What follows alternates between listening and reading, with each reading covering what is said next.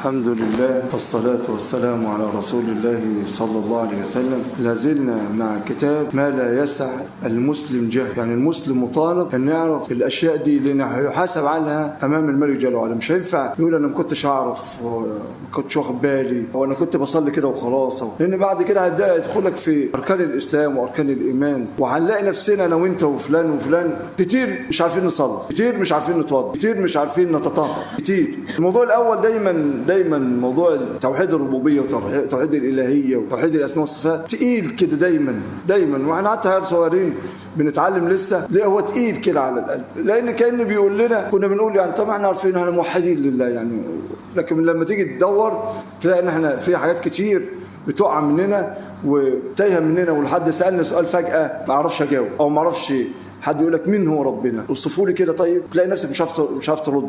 اتكلمنا على توحيد الربوبيه وتوحيد الالهيه، في قبل ما يتكلم على توحيد الاسماء والصفات بقى بيتكلم على حجيه السنه، ان السنه لا حجه في حياتك، انت مطالب انك تعرف ايه عن السنه دي، لان كتير من الناس يسمى منهم مثلا تلاقي كده تدخل على الموقع على النت اسمه القرآنيين. قرآنيين يعني ايه؟ يعني يرجعون للقرآن بس. وصفهم النبي صلى الله عليه وسلم قبل ما ييجوا الناس دي، قال رب شبعانا ريانا متكئا على أريكته يقول حسبنا ما وجدنا في كتاب الله. القرآن بس، ما حدش يقول لي سنة، ما حدش يقول قال الله وقال الرسول. وصفهم النبي صلى الله عليه وسلم ان في ناس هيرفضوا السنه ويرجعوا للسنه ويحتكموا للسنه. فانا مطالب كمسلم ان انا اعتقد تماما ان السنه جزء من التشريع، لان النبي صلى الله عليه وسلم معصوم، وقال عنه رب العالمين وما ينطق عن الهوى، يعني الرسول مش ممكن يتكلم كلمه مخالفه للشرع، لان ربنا قال ولو تقول علينا بعض الاقاويل، لو قال كلام من عنده لاخذنا منه باليمين ثم لقطعنا منه الوتين، قتلناه يعني قتل، لو تقول كلمه واحده بس من عنده على رب العالمين. فما منكم من احد عنه حاجز، ولا حد يعرف يحميه مننا. يبقى الامر مش الرسول صلى الله عليه وسلم معصوم صلى الله عليه وسلم، واختار رب العالمين اصطفاه على البشر صلى الله عليه وسلم، كما اصطفى آدم وكما اصطفى نوحا وإبراهيم الأنبياء. وإن طاعتم من طاعة الله قل أطيعوا الله وأطيعوا الرسول. قرن الطاعتين، ما ينفعش نقول أطاعنا الله وما طاعش الرسول. قل إن كنتم تحبون الله فاتبعوني يحببكم الله. اتبعوني، لو بتحب ربنا اتبع النبي صلى الله عليه وسلم. وقال صلى الله عليه وسلم من أطاعني فقد أطاع الله ومن عصاني فقد عصى الله. لكن في نفس الوقت ما رفعش النبي فوق البشريه، فوق بشريته، هو بشر، هو اللي قال كده، قال لا تطروني كما أطرت النصارى عيسى ابن مريم ولكن قولوا عبد الله ورسوله. هو عبد الله ورسوله. بصلي العصر في مره في سنه من السنين في بلد من البلاد، وناس قاعدين بيقولوا اول ما خلق الله خلق محمد. قلت لهم لا، اول ما خلق الله خلق القلم، النبي قال لنا اول ما خلق الله خلق القلم، ما خلقش محمد. قال لا، ده هو خلق محمد اول خلق الله، عشان كان في حد في البتاع يقول يا اول خلق الله، او مش هو اول خلق الله، طبعا مش هو اول خلق الله، رسول الله صلى الله عليه وسلم اول خلق الله القلم، وبعد كده الملائكه وهكذا. قال رسول الله صلى الله عليه وسلم اول ما خلق الله القلم قال له اكتب، قال ما اكتب؟ قال اكتب كل شيء كائن الى يوم القيامه، اللي هيحصل لغايه يوم القيامه. يبقى مش النبي، يبقى ما رفعوش فوق بشريته صلى الله عليه وسلم، على امره، هو اللي امر ما تطرونيش، يعني ما ترفعونيش زي ما رفعت النصارى عيسى ابن مريم لغايه ما وصلوه للاله. حتى ان بعض طوائف الشيعه جعلت علي بن ابي طالب، مش النبي بقى، جعلت علي بن ابي طالب اله، فاخذهم فحرقهم بالنار، حرقهم. قالوا الان ايقنا انك اله، لانه لا يعذب بالنار الا الله. يعني يضل الله من يشاء ويهدي من يشاء. فاحمد رب العالمين على العافيه، احمد رب العالمين على العافيه، وانه اسوه، اللي يقتدي به يدخل الجنه على طول صلى الله عليه وسلم. لقد كان لكم في رسول الله اسوه حسنه لمن كان يرجو الله واليوم الاخر. اللي عاوز الله واليوم الاخر يقتدي بالنبي صلى الله عليه وسلم، يقتدي بالنبي. مش ممكن ابدا يقول لك قال الله قال الرسول وانت تفكر لسه يا ترى هو الكلام ده مظبوط ولا صح، طب هدور، طب هشوف. لا، وزي ما قلنا امبارح فلا وربك لا يؤمنون حتى يحكموا النبي صلى الله عليه وسلم. نقول النبي قال في المساله دي لما استفتي النبي في المساله دي قال ايه؟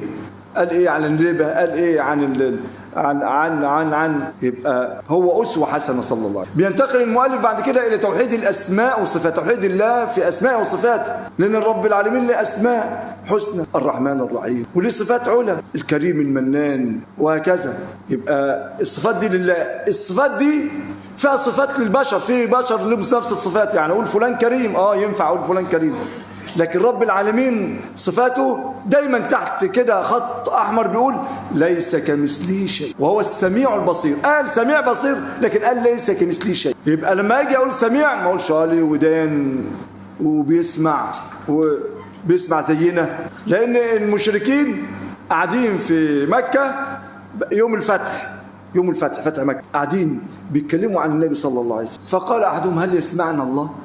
هل يسمعنا؟ فقالوا لو تكلمنا بصوت خفيض لا يسمعنا، ولو تكلمنا بصوت عالي يسمع. هم تفكيرهم كده، لو وطينا صوتنا ربنا ما يسمعناش، لو علينا صوتنا هيسمع. وطبعا ده تفكيرهم، تفكير بعض المشركين كان كده. لكن رب العالمين يسمع كل شيء وفي وقت واحد، ويبصر كل شيء في وقت واحد، يرى كل شيء في وقت واحد. عمارة ناطحة سحاب، كم ناطحة سحاب؟ 100 دور، في كل دور 10 شقق، وكم ناطحة سحاب جوهم ببعضهم، وناطحة سحاب في الامارات، وناطحة سحاب في امريكا، وناطحة سحاب في مش عارف فين، في وقت واحد.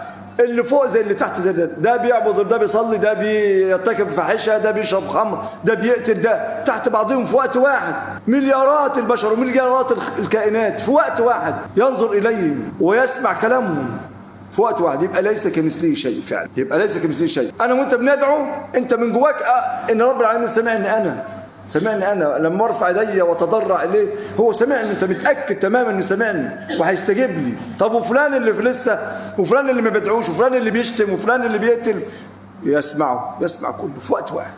دي تديك بقى خشوع وخضوع للملك جل وعلا، ان في الوقت الواحد سمع كل ده. وترى العجب على عرفات مثلا، على عرفات، مع ان طبعا عرفات ده جزء مصغر من العالم كله.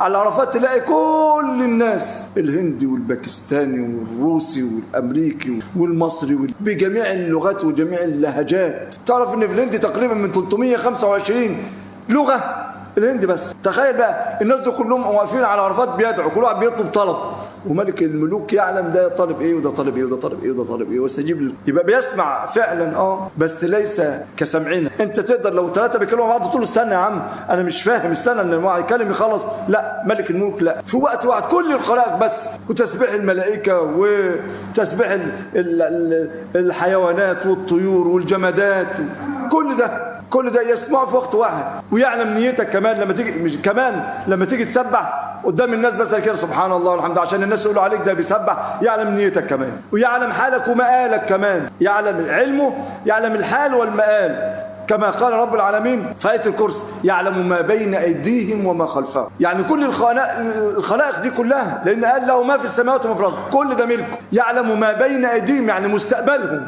كل الخلائق دي.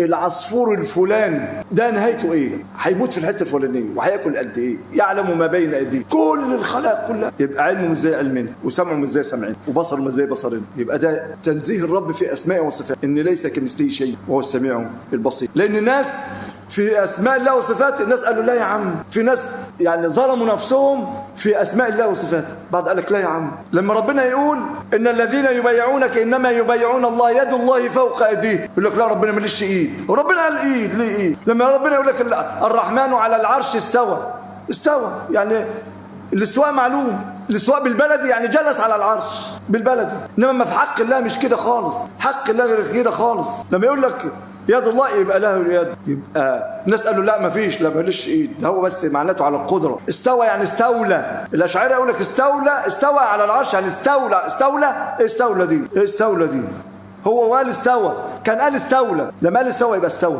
بس كيف سبحانه وتعالى يعلم واحنا ما نعرفش. انا ناخد النص بس، يبقى توحيد الله في اسماء وصفاته. الناس عطلوا الصفات، قال لك لا ماليش ايد وماليش سمع وماليش بصر، ده بس ده معناته كذا، فعطلوا. وناس يعني تعدوا حدودهم في هذه الاسماء والصفات، وهكذا يعني حوروها وعطلوها. فانا بؤمن كما قال رب العالمين عن نفسه ليس كمثله شيء والسميع البصير. المؤلفين بيتكلموا بعد كده عن ان توحيدك لله يطلب منك التبرؤ من أي شرك، شرك أصغر وشرك أكبر. شرك أكبر إنك تجعل مع الله ندا، تجعل مع الله صنم زي المشركين بتوع قريش. إن في حد كمان بيدير العالم زي الصوفية، يقول لك إن الدنيا الأرض على أقطاب، هم اللي شايلين الأرض دي، ولو لولا هم الأرض تزول، هم اللي حافظين الأرض. مين هم الأقطاب دي يا عم الحاج أنت؟ يقول لك البدوي والشافعي ومش عارف مين، هم دول ماسكين الارض.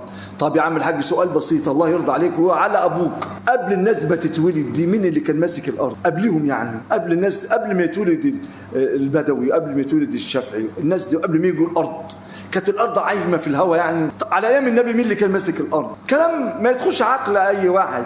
عشان كده لما يفحم الناس ما عندوش رد. إبراهيم عليه السلام لما راح للنمرود وقال له، قال أنا أحيي وأميت، قال إن ربي يحيي ويميت، قال أنا أحيي وأميت أنا كمان، أنا أحيي وأميت أنا. قال له إزاي تحيي وتميت يا عم الحاج أنت؟ قال له ده حكمت عليه بالقتل وده كان في السجن حكم عليه بالقتل تركته، بقى ده أحييته ده ماته. يعني ماشي. قال له فإن الله يأتي بالشمس من المشرق فأتي بها من المغرب. فبهت. يقدر يقول إيه؟ يعمل كده؟ يقدر يعمل إيه؟ ما يعملش حاجه. وزي ما كان زمان يقول لك تيجي تكتب الكتاب يقول لك وعلى سنه وعلى مين مش عارف ايه الامام ابو حنيفه النعمان، لازم على الامام ابو حنيفه النعمان. واحد قال له طب قبل ابو حنيفه ابوه اتجوز على انهي سنه؟ ما كانش لسه ابو حنيفه لسه جه يتجوز على، كان زواجه باطل، ويقول لك اللي ما اتزوجش بالطريقه دي زواجه باطل. طب ابوه اتجوزه باطل؟ يعني امور كده تبهت. لما تيجي تساله ما يعرفش يرد عليك، يقول لك دول اقطاب هم اللي ماسكين. ده شرك اكبر ان نتخيل ان حد يحكم العالم مع الملك جل وعلا، ابدا. هو الملك لوحده بس. ده حق كلمه لا اله الا الله، او تقول اشهد ان لا اله الا الله هو الاله المعبود، ما يشركش مع حد في العباده. ده الشرك الاكبر ان انا بشرك مع حد. الشرك الاصغر بقى بيقع فيه ناس كتير، الشرك الاصغر، رغم ان ايضا الشرك الاصغر من الكبائر، وهبين لك ليه من الكبائر. الشرك الاكبر ظلم اكبر يدخل النار. الشرك الاصغر لو مات العبد عليه يعذب في النار بس ما يخلدش في النار، لو نقص للايمان. الشرك الاصغر هنقول له وحياه امي وحياه ابويا ورحمه ابويا ورحمه امي احلف بغير الله، او علق حاجه واظن ان الحاجه ديت بتحميني. تلاقي واحد راكب العربيه معلق فرده شبشب ورا، فرده كاوتش ورا. طب فرده الكاوتش دي مالها؟ تحمي ايه؟ ده مش عارفه تحمي نفسها، دي فرده مش جوز كمان عشان نقول مثلا نستفيد بيهم، دي فرده معلقه ليه؟ او معلق خرق الرزاعه على عين علشان تحميه من العين والحسد. اذا كنت تعتقد ان دي بتحمي يبقى انا كده اشركت مع الله شركا اصغر. والرياء ان انا اقوم اصلي كده عشان الناس تبص لي وتقول يا سلام الواد ده بيصلي كويس قوي، او راح حج عشان يقول يا سلام ده الحاج فلان راح وجه. واحد في البلد عندنا زمان راح حج وجه، فبقولوا له يا فلان، قال يا فلان يعني انا دفعت الفلوس دي كلها ورحت عشان تقول لي يا فلان؟ تقول لي يا حاج فلان، يعني ودفع الفلوس عشان يحج فلان، عشان الحج فلان. يبقى ده شرك اصغر. والرسول صلى الله عليه وسلم وجد رجلا يربط على اذراعه شيئا او يعلق شيئا، فقال ما هذه؟ قال من الواهنه، يعني عشان ايه؟ ما تقوي عزيمتك، ما تخليش عندي ضعف. قال ما زادتك الا وهنا ولا مت على ذلك ما افلحت ابدا. لو انت مت وانت معلقها دي الاسويره ولا مش عارف ايه ولا الخرزه ولا الحدوه ولا غيره، ولو مت على كده ما افلحت ابدا، ما افلحت. يبقى النفع والله والضر والله وملك الملك والله، مش ممكن. لان الحديث واعلم ان الامه لو اجتمعت على ان يضروك بشيء لن يضروك، مش ممكن يضر لا عين ولا حسد. طب يا عم انا بتضرب عين، لما تضرب عين عندنا الرقيه، او قبل ما اطلع من بيتي اعوذ بكلمات الله التامه من كل شيطان وهمه ومن كل عين لامه، اعوذ بكلمات الله التامه من كل شيطان وهمه ومن كل عين لامه 3 مرات. جاء رجل الى رسول الله صلى الله عليه وسلم يقول يا رسول الله لو رايتني ما لسعتني عقرب، يعني في عقرب لسعتني. قال لو قلت حين تصبح وحين تمسي اعوذ بكلمات الله التامه من كل شيطان وهم اي دابه يعني زي العقرب والتعبان ومن كل عين لام ما ضرتكم، ما كانش تعبان قرصك ولا حاجه. امور بسيطه جدا. علاقه مع ربنا سهله جدا، العلاقه مع ربنا سهله، ما فيهاش تعقيدات، ما فيهاش بتاع. الصله واصله على طول. الست اساله ويعتمد عليه وتوكل عليه وما تظنش فيها الا الخير يديك الخير، بس سهله. ولما تقف مطب تقف اي حاجه الجا اليه بس. يبقى انت وحدت ولم تشرك به شيئا واعتقدت ومت على كده يدخلك الجنه على ما كان منك من العمل. آخر وقفة بيتكلم بقى في الإيمان بالغيبيات، الإيمان بالملائكة، أن هناك ملائكة فعلا. أنا معتقد تماما أن هناك ملائكة، دي من أركان الإيمان. والملائكة دي خلقهم رب العالمين من نور، ولا يعصون الله ما أمرهم ويفعلون ما يؤمرون. والملائكة دول موكلين، لهم وظائف. في ملائكة حوالين العرش يسبحون بحمد ربي، في ملائكة مختصين بالوحي، جبرائيل عليه السلام، جبريل أو جبرائيل عليه السلام مختص بالوحي، ملك مختص بقبض الأرواح. على فكرة ما اسموش عزرائيل زي ما احنا ما عايشين، لا، ملك الموت بس. قل يتوفاكم ملك الموت بس، يبقى ملك الموت مختص. ملك مختص بالقطر، ملك مختص بنفخ في الصور، ملائكة سياحين في الطرقات عشان يشوفوا أهل الذكر كده، نسأل الله أن نكون منهم، يشوفوا كده. الملائكة يعقبونك بالليل ونهار، يكتبوا عليك الحسنات والسيئات. يجي العصر يصعدون إلى الله، وفي الفجر بينزلوا ورديات عشان يكتبوا عليك ويصعدون إلى الملك جل وعلا. في العصر والفجر يطلعون للملك، يصعدون للملك صلى الله جل وعلا، فيسألهم كيف تركتم، يقولوا أتيناهم هم يصلون وتركناهم هم يصلون، وهكذا. يبقى الملائكة من نور، وأنهم ليسوا إناسا زي ما قال المشركين، وجعلوا الملائكة الذين هم عباد الرحمن إناث أشهدوا خلقهم ستكتب شهادتهم ويسألون. هم ملائكة من نور. وفي ملائكة خزنة النار مسؤولين عن النار، وملائكة خزنة الجنة مسؤولين عن الجنة، وهكذا. أدي الإيمان بالملائكة. نكتفي بهذا القدر عشان نبدأ بقى من بكرة إن شاء الله، نبدأ في الأمور اللي أنت بتنفذها كل يوم وشايفها كل يوم، عشان نقف عندها احنا بنعمله صح ولا غلط ولا محتاج تعديل. ده ان شاء الله اللي هنقف معاه في الايام القادمه. نسال الله العظيم رب العرش العظيم ان ينفعنا بما اسمعنا، جعل حجة لنا لا علينا، وزادا نلقاه به غدا يرضى به عنا. اللهم فرج هم المهمومين، فرج كرب المكروبين، اد الدين عن المدينين، اشف برحمتك مرضى المسلمين، وارحم برحمتك موتى المسلمين. جزاكم الله خيرا على حسن